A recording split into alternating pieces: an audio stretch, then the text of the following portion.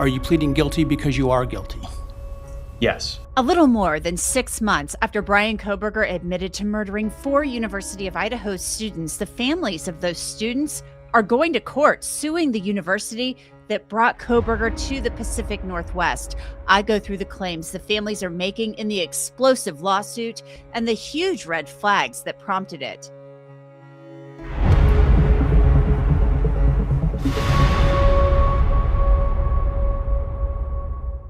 Welcome to Crime Fix. I'm Angenette Levy. We knew this was coming, and now it's official. The families of Kaylee Goncalves, Maddie Mogen, Xana Kernodle, and Ethan Chapin have sued Washington State University for wrongful death and negligence. Bryan Kohberger has now admitted to murdering those 4 beautiful students in the early morning hours of November 13th, 2022. 4 students that, as far as we know, he's never, ever met. Kohberger was in his first semester at Washington State University working on his PhD in criminology, and we learned from Idaho State Police records that Kohberger's field of study was sexual burglary, and he talked about it a lot, according to students and faculty interviewed by investigators at WSU. I told you about the interviews with students and staff last year after we got the reports, and they were stunning. Red flags all over the place, almost flashing neon. A fellow graduate student described Kohberger as a potential future rapist. That's a direct quote.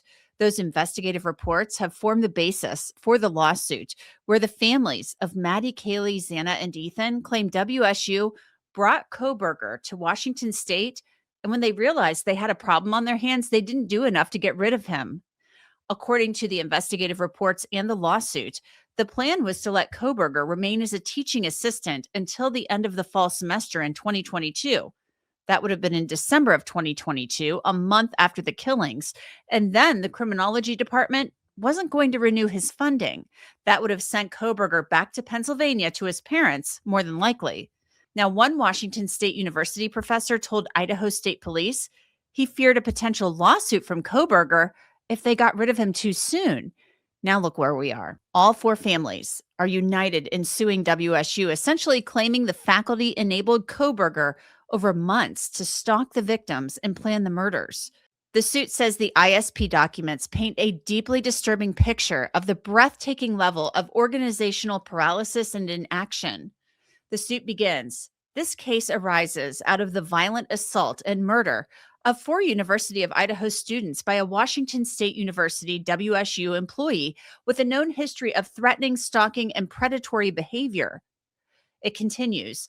Pullman, Washington is only a few miles from Moscow, Idaho, home of the University of Idaho, and the combined area is referred to as the Pullman-Moscow community. Almost immediately upon his arrival to the Pullman-Moscow community, Kohberger developed a reputation for discriminatory, harassing, and stalking behavior, instilling substantial fear among young female students and fellow WSU employees, necessitating regular security escorts for multiple females. Despite receiving at least 13 formal reports of Kohberger's inappropriate, predatory, and menacing behavior, WSU failed to respond in any meaningful way and allowed Kohberger's escalating behavior to continue unchecked. The lawsuit also points to Kohberger's past in Pennsylvania, his troubled teen years, and his history of addiction. Before WSU brought Kohberger to the Pullman-Moscow community, he had a history of heroin addiction, had been arrested for theft, and had made numerous posts over a period of years on public online forums commenting about his inability to feel emotion and crazy thoughts. He had been removed from a vocational program in high school because of problems with women. And later, local business owners had become so alarmed at his behavior toward young women that staff kept electronic notes about him to warn female staff when he arrived. He also had pursued a graduate degree in criminology, where he demonstrated a particular fascination with serial killers. A key focus of this lawsuit, the lawyers say it was WSU that brought Kohberger to the area. Moscow and Pullman, as it was mentioned earlier, were in 2 different states, but it was essentially one big community separated by a long road and a state line. Without WSU, the suit claims Kohberger would never have been there. They paid him, they gave him a job and health insurance, and almost immediately upon his arrival, the suit claims Kohberger was giving women on campus the creeps. The suit says he would stand close to the desks of women, loom over them, block their exits from offices. And one, as I told you on a prior episode of Crime Fix, claimed that Kohberger would go to her office and try to talk to her about Ted Bundy, the infamous serial killer responsible for dozens of murders, including the Chi Omega murders, where Bundy murdered 2 sorority sisters and attacked others in Tallahassee, Florida. The lawsuit claims that Kohberger followed female students to their cars. Security escorts were arranged for some students after 5 p.m. because he made them so uncomfortable. The suit claims one female student left a classroom in tears because Kohberger had verbally attacked her. He was described as very angry, as if he had built up fury or rage. The suit says a female student reported that she told her boss that Kohberger had followed her, and in response, she was told that she shouldn't be alone with Kohberger, and it was suggested that campus security escort her out. The student said she had been told that others had made similar complaints, and the suit claims there was a code among WSU employees about Kohberger. The suit claims on more than one occasion, WSU employees would stay in a room where Kohberger was engaging with one of their colleagues out of concern that the colleague should not be left alone with him. On another occasion, a WSU employee told her colleague to email her with the subject heading 911 if she needed help because of Kohberger. On yet another occasion, a WSU undergraduate fled into a bathroom to hide from Kohberger because she was so uncomfortable with his scary behaviors.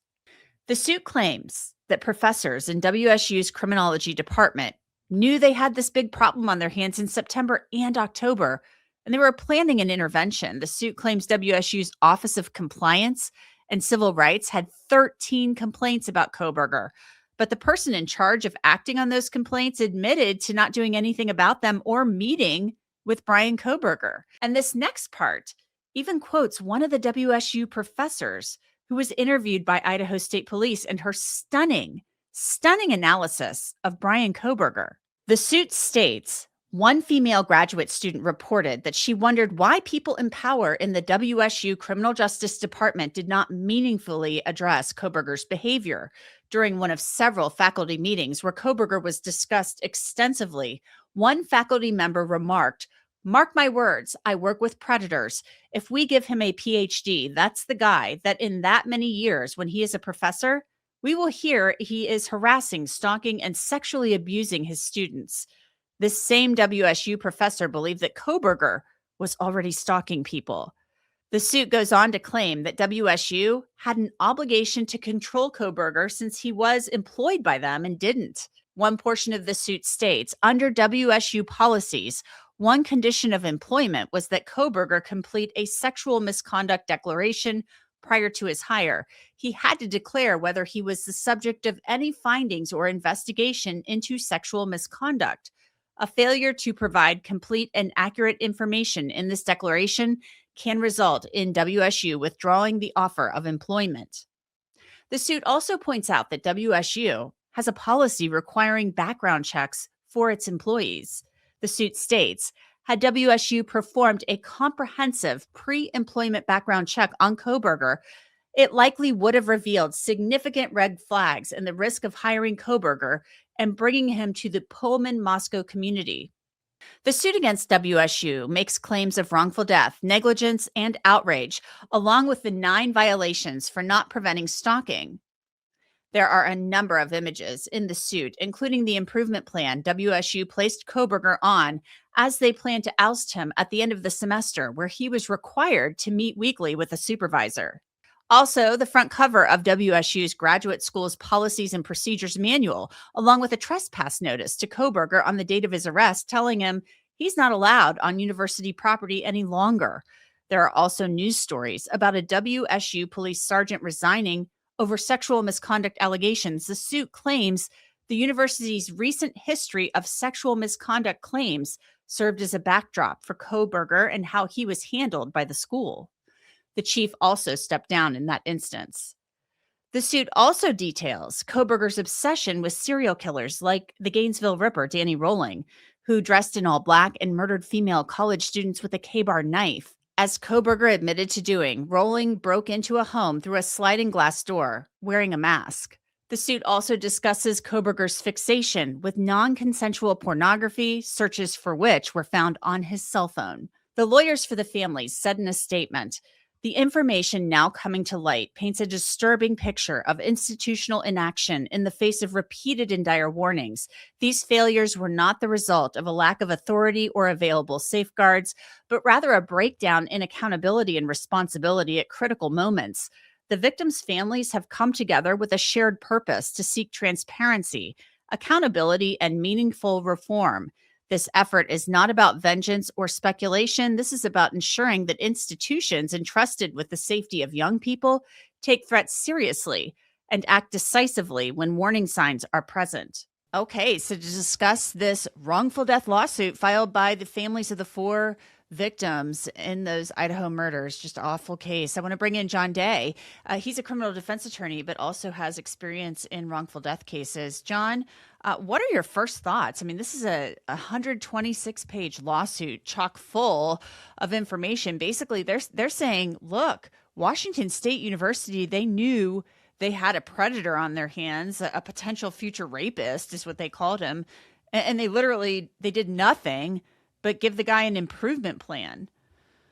Right. Thanks for having me. So it's sort of a fascinating and tragic lawsuit. The story that unfolds is the families of the victims saying basically, Washington State, why didn't you step in? Why didn't you do anything? There were these red flags, massive red flags about Kohberger, and the families say that if the university had done something other than simply set up an improvement plan, they could have something could have intervened, and their victims would have been alive today. So, I mean, it's tragic to read through it, and it does raise questions about what responsibilities the university had to take action and why didn't they? So, John, one of the great ironies here is that this lawsuit, it relies heavily upon these Idaho State Police documents that were released last year, in which there are these interviews with faculty, staff, students at Washington State University. And one of the stunning things in there is that it quotes Kohberger's supervisor as saying, I'm afraid, if we kick him out right now, there could be a civil suit. So they go the route of this improvement plan. They give him this improvement plan, and it's like they have this grand plan that, they don't think he's going to do great on the improvement plan. So they'll just boot him at the end of the semester, not renew his funding. Despite the 13 complaints that apparently the Office of Compliance and Civil Rights didn't even deal with, didn't meet with him, despite these stalking complaints and things like that, they were worried about a lawsuit from Kohberger. Now they're dealing with a lawsuit from the families of 4 slain college students. So what do you make of that? Right. Well, it just highlights that the university was operating out of fear, not out of fear that Kohberger would do something drastic and dangerous and tragic as he did. They're operating out of fear that somehow if they take some kind of action, if they step in, if they intervene, that they'll get sued by Kohberger. And I mean, it's bizarre to read through that and follow the logic, which is the university is saying, we're afraid of this guy, not because he could do something violent, not because he could be dangerous, but because we might wind up in court, in a courtroom, if we take action against him. I mean, this was not happening in a vacuum. He was on their radar screen. He was on multiple radar screens as somebody who was problematic, to say the least, and that's an understatement. And yet you get the sense of these bureaucrats at the university being so afraid to do anything, that they basically just sat on their hands. And if you're the families of the victims, I mean, you can imagine the level of frustration knowing what the university knew, knowing all the number of people at the university, the number of administrators who had information and didn't do anything. So you can understand where this is coming from. And you can also picture a university that was paralyzed with fear of a lawsuit when they should have been taking action, according to the families, to step in. Basically, the claim in this lawsuit, too, is that Washington State University has had its own issues with like sexual harassment, with the police department. There was an issue with an officer having sex with a victim. There were some other headlines about sexual harassment, and the president of the university at one point saying, we're not going to stand for this type of thing. It was in prior years. So they're saying basically that's the backdrop for all of this. This is a university that has this like institutional problem. There's a culture of just not dealing with things properly there. Does that help the families? Right. Well, it's the backstory. It's the context for what's happening. And you got to remember the plea that Kohberger entered that saved him from the death penalty. It also spared the family going through a trial, but at the same time, it also didn't allow for, if you can imagine from the family's perspective, of a complete airing of what happened.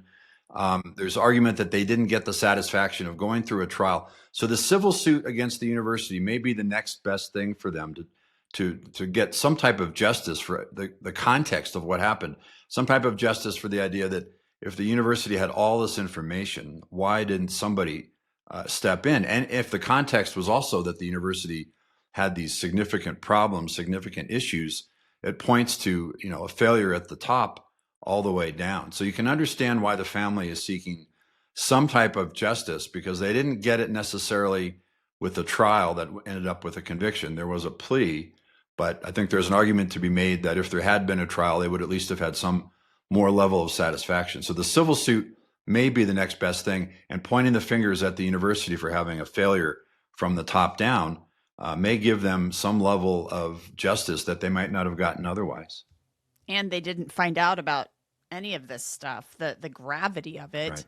until much later, until well after the plea. So I'm sure there's some anger on the part of these families as well that, oh my God, look at this. Like, this is a mess. There is also an allegation of a Title IX violation here because of the stalking. He's on campus and there are all these complaints. He's following women to their cars. I mean, these are criminologists. These are criminologists in the criminology department, labeling him a potential future predator, potential future rapist, these types of things. And it's just like, oh, we'll just wait till the end of the semester.